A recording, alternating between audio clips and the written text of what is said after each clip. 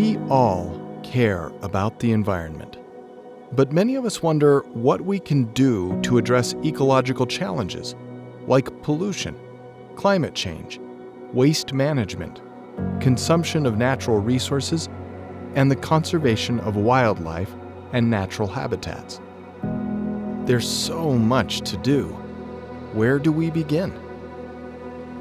Pope Francis would tell us a good place to start is by using the word creation whenever we think and speak of nature, and to think of our world as a common home, a place of hospitality and refuge for all created life.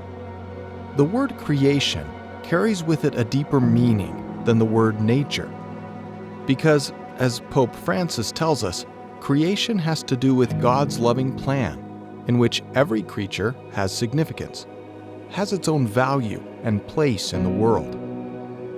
Every creature is the object of God's tenderness. Even the fleeting life of the least of all beings is the object of God's love, where God enfolds it with His affection and intention. As human beings, we are created in the image and likeness of God. That divine endowment includes a responsibility to serve as co-operators with God in the work of creation. But we are only stewards of this common home and not its owner. We must remember that this world and everything that exists or lives within it does not belong to us. Creation belongs to God, the Creator, and as human members of that creation, we also belong to God. In the book of Genesis, we were appointed as caretakers to cultivate the garden, which is our world. Our creation story reminds us of our accountability for the care, the protection, the preservation, and the stewardship of our common home.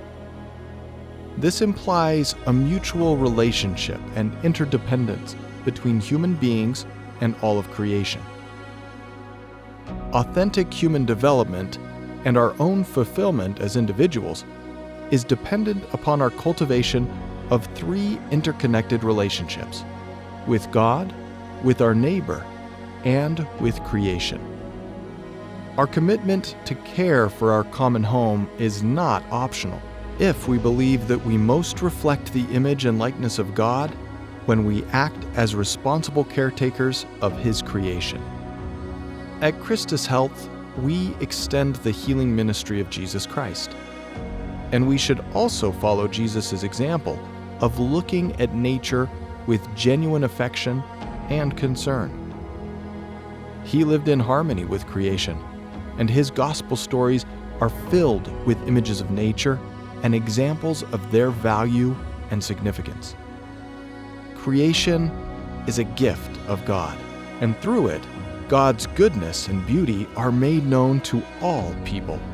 Our gratitude for such a gift, for such a home, should inspire us to cultivate a new relationship with God's creation, a relationship that reflects our understanding that we are part of God's good plan for all creation, globally and for generations still to come. Let us come to recognize our world as one universal family of God, mutually dependent, interconnected, and existing for the praise and glory of our Creator. That should be a good place for us to begin. Don't you think?